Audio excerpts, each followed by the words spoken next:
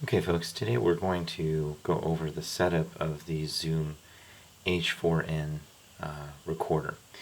This is a recorder that has two channels, two inputs on the bottom of the unit here, and then we have twin stereo microphones that you're able to record with here. And you can toggle between those two sources, or you can record with both of them at the same time. So we're going to run through everything and get you set up here. You notice I have an SD card here on top of the recorder. This is only an 8 gigabyte, and this is usually the highest capacity card that I'll use in this recorder. You can, in a pinch, use a 16 gig, a 32 gig, but it will actually not accept a 64 gig card. It just doesn't recognize the card and it won't record to it. So sound files are not really large, so feel free to use a 2 gig, a 4 gig. These are super cheap. And they don't have to be really fast too. You see, this is a class 4 card, so it's not like a video SD card that needs to be super fast. Okay, and then we'll just put this in. Hopefully this will stay in focus. But right there on the side, simply fits in. It's spring loaded. Close the latch. Okay. And then next thing we do is make sure that it has two AA batteries in it, and it does. There's a switch here that says stamina on. Stamina is a shortcut settings, and it's designed for maximum battery life for the recorder. I usually leave it off because I want to customize some of these settings. If you find that you're trying to change the settings and you can't, check the stamina button and make sure that it's off. It's probably on. Okay, so we turn the unit on here. Simply hold that switch until we see the Z come on screen. And it'll take a while to kind of spin up.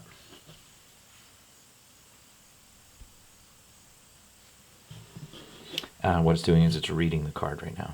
So the larger card you have in there, the longer it takes to read. Okay.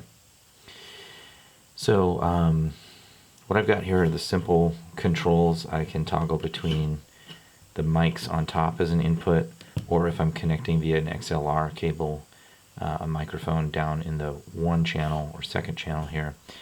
I'll ignite 1 or 2, but for now we can place it on mic, and then we have our playback controls and our record button there. These indicator lights tell us what recording mode we're in. We're either in stereo or mono. Whether it's stereo or mono, that lights up. 4-channel recording mode is where these two inputs are active, and so are the stereo mics on top. And then multi-track recorder is something we probably won't get into. I'm a little fuzzy on what that does, but it's basically for musicians to record live rehearsals and things like that using multiple inputs and mixing those inputs. So, all right, well, let's get into it. We have some other controls here. On this side, you see that this is where we'll access our menu. We'll get into the menu functions here. Our record level, or how much gain we're giving the recorder, how sensitive it is to sound, we can regulate that there.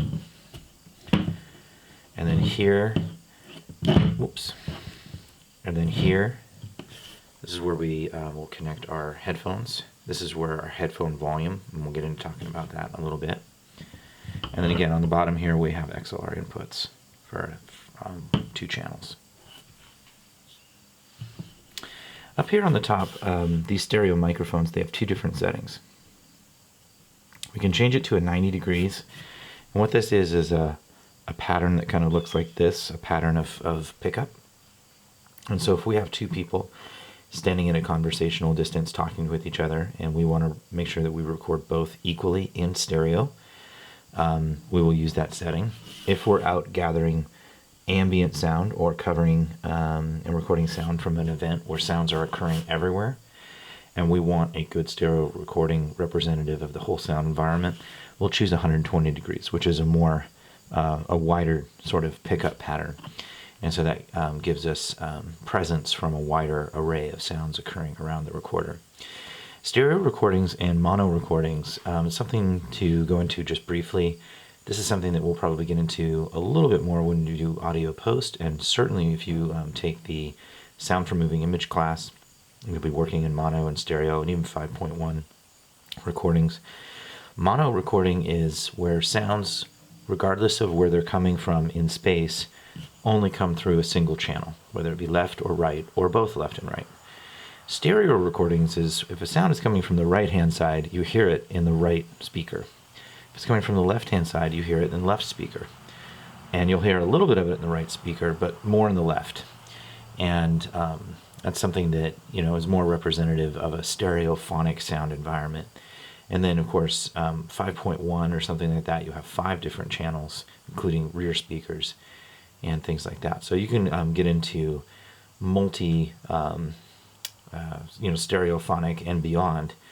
And now it's even immersive audio. You're even more of a 360 audio environment. So you can see how complicated that gets. These inputs down here just do mono, but if you do plug into the left, which you should always do if you're just operating with one mono microphone and a cable, you can just plug it into the left, but you can duplicate it to the second channel. You can duplicate it to the right and get a dual mono or a mono mix is what they call it. And so that's what we'll show you how to do in the menu here. Okay, these 1, 2, 3, 4 buttons here. If you want to change, so what happens is that the Zoom H4N creates, every time you turn it on, put in an SD card, it'll create 10 folders. And you can, pick which folder your audio files are stashed in. If you don't have a preference, the default is always folder number 1, and I never change that.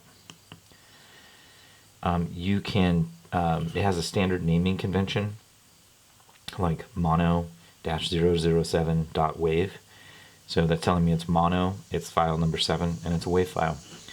You can customize your own file names, but I don't recommend that.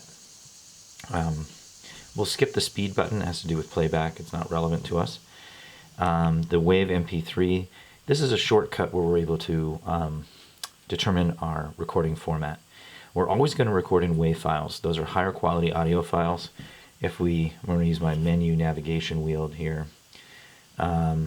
This can record in MP3s, which are compressed audio files, but there's no need to compress these audio files. Audio files are already really small, and we have a lot of capacity on this SD card, so I'm not worried about it.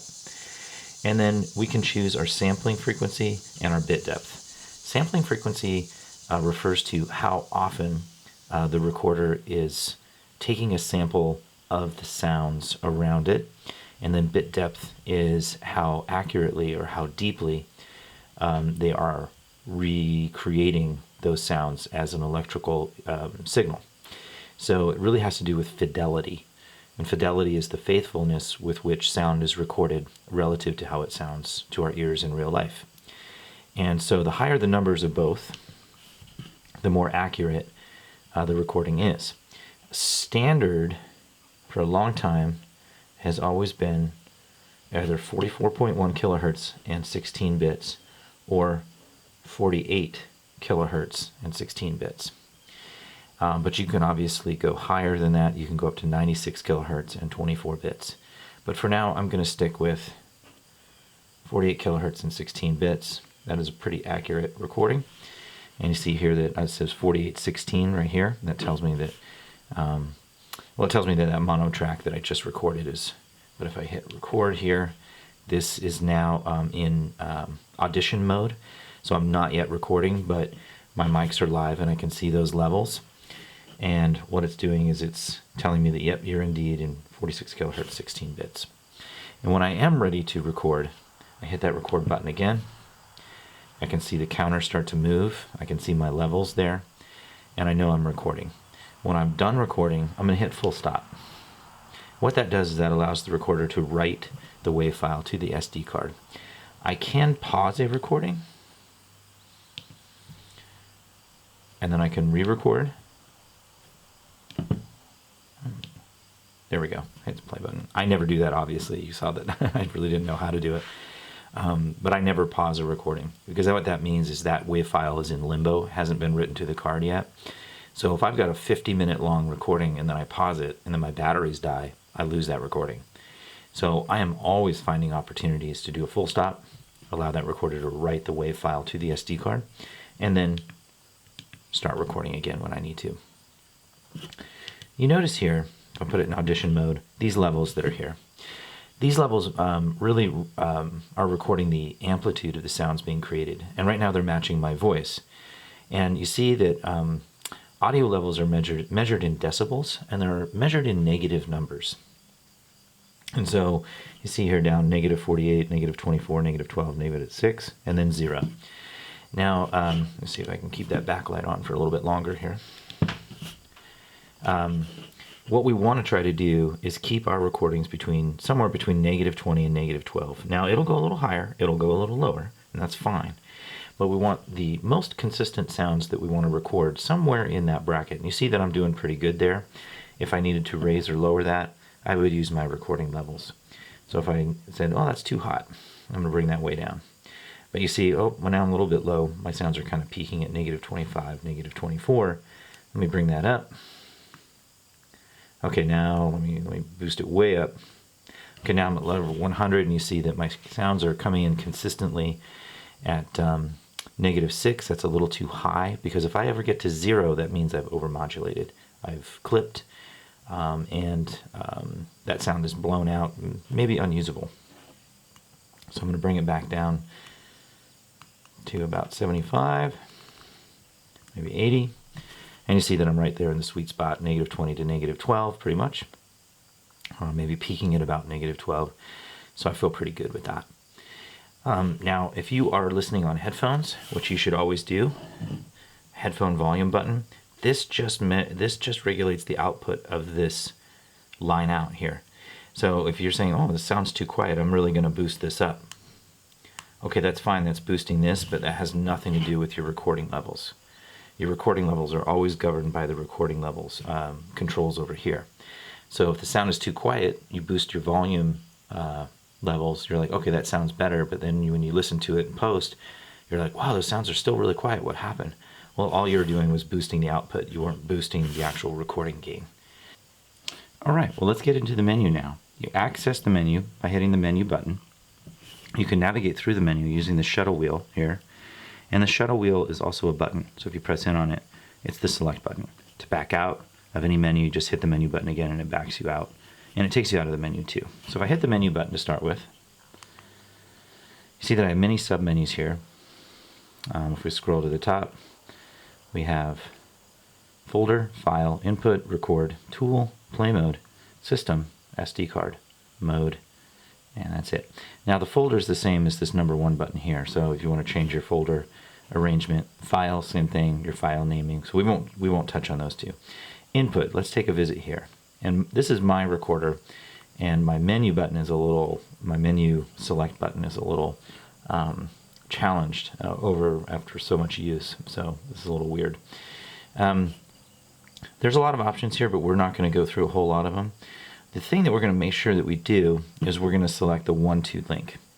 What that means is that if I am recording with a mono microphone and I have an XLR cable and I bring it into mic number or channel number 1, 1-2 link means it's gonna duplicate that in channel 2, so that when I bring this file into post, it's going to show a dual mono recording. The last thing we're going to cover here is phantom power. Phantom power is what that means is that I can power a microphone that needs electricity. I can power it from the recorder. So one of our microphones that we're using, the Sennheiser Shotgun, is a condenser microphone that requires electricity. Now it does have a place for a battery, but if I don't have a battery in that microphone, I can choose phantom power and I can power it. If I have a battery in that microphone already, I'm going to make sure that I turn this phantom power to off. I don't want to provide power where there's already a battery. That can overload the microphone and damage it over time. So I'm going to go ahead and power that off.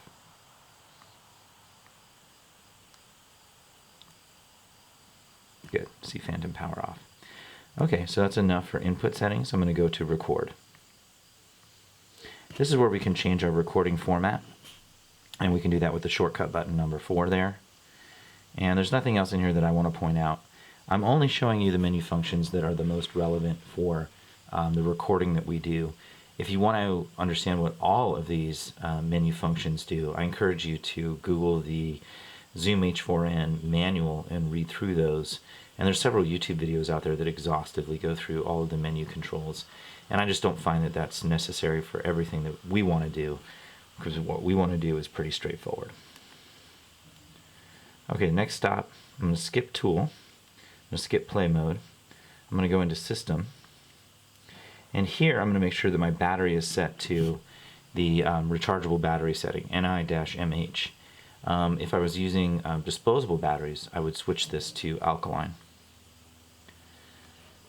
And that's important because that helps the recorder run more efficiently. So I back out of System, I'm going to go into SD card. This is where we would format the SD card. And it says, are you sure? Yes. And it's going to ask us to wait a bit while it formats all of that. Okay, once it's completed, it automatically boots me out of the menu, so I'll have to go back in. And what I'm going to do, USB is if you want to connect this to a computer directly via USB, you can do that and offload your files that way. And mode, if I select this, this is where we can change these major modes of recording. So right now we're in stereo on these mics here, and we're in mono if we're recording just with a single microphone.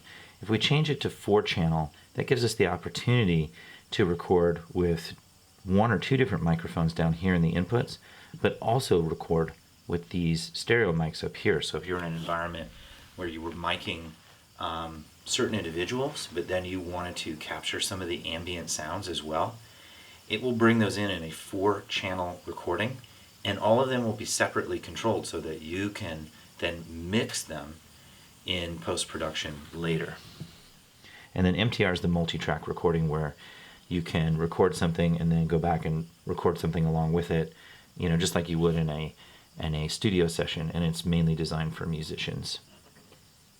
So a pretty versatile little recorder. And that's it for the menu. So back out of that. And now this thing is generally ready to record, whether we're recording up here with these microphones at a 90 or 120 degree, or we're getting ready to connect via XLR cable a microphone down here in channel number 1. And then once we're ready, we can go ahead and audition that. Switch to here so we can see those levels. And then we can go ahead and record. Now, when we finish recording, there's always a playback function, so you can navigate different tracks and play them back if you wish. So if you'd like to go back and say, okay, was that recording clean, or do we need to do this take again? You can listen to all the tracks that you've recorded via this recorder. Okay, and then to turn it off, I simply hold the switch for a couple seconds. It says goodbye, see you, and that baby is turned off. So this is just video number 1. We're gonna eventually build this out and show you how to connect this and do some recording techniques. So stay tuned.